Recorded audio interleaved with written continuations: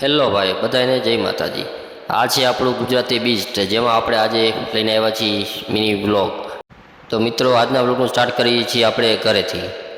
હું અને પપ્પા અને આપણે ચિરાગભાઈ અમે ચારે જઈએ છીએ તાણાજીરું ભરવા રાજકોટ।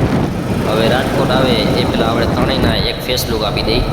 જો પપ્પા ગાડી આંકે છે, ચિરાગ વચ્ચે બેઠો છે ને હું ગાડીના દરવાજા પાસે બેઠો છું।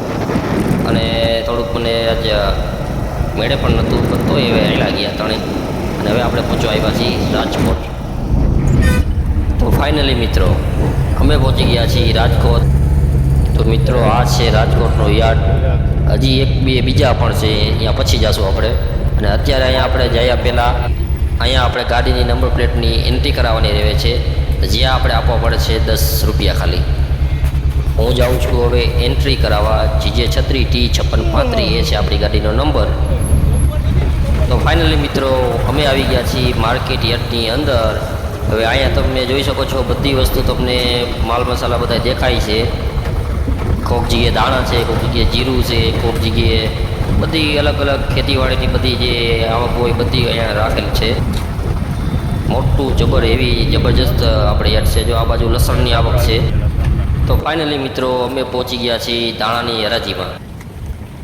તો મિત્રો હરાજીમાં તો આવી ગયા છીએ, પણ હરાજીમાં ભાવ પણ બહુ હેવી જાય છે। રહ્યા દાણાની બજાર 2500, 2600, 2700 એવી બજાર પડે છે રહી। એટલે આમાં હવે ટાંકી લાગવી બહુ અઘરી છે। જોઈએ તો હજી પપ્પા હજી બેતા નથી, અમે ના પાડી છે કે આટલા મોંઘા નહીં હાલે। ચિરાગ પણ કહેવાય છે કે આટલા નહીં હાલે, પણ તોય એ માનતા નથી। હવે જોઈ કેટલું ભરે છે ને કેટલું મોંઘું ભરે છે।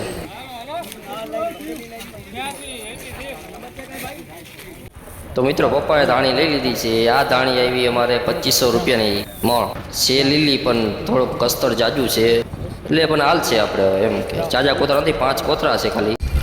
રાજકોટમાં ધાણાની આવક બહુ સારી છે। આ નહીં હોય ને તો 8 થી 10 હજાર કોતરાની આવક દેખાય છે। હવે રખડીને લાગી ગઈ છે ભૂખ, એટલે મેં ચિરાગને કીધું કે હવે આપણે જઈ નાસ્તો કરવા। અહીંયા આવીને બેઠા આપણે, અને અહીંયા જોયું તમને દેખાડું તો આ છે ગાંઠિયા। એવા મસ્ત ગાંઠિયા, મરચાં ને ગાજરનો સંભારો, કાંઈ ઘટે જ નહીં। ચિરાગને કીધું કાપતું ડુંગળી।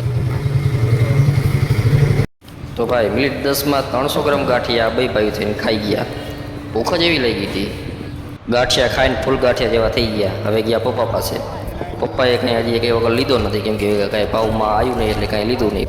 તો મિત્રો આપણે આવી ગયા છીએ ઘરે, અને આપણો લોગ અહીં થાય છે પૂરો। ને ગુજરાતી બીચને સબસ્ક્રાઈબ અને લાઈક જરૂરથી કરતા જાજો, અને બધાને જય માતાજી।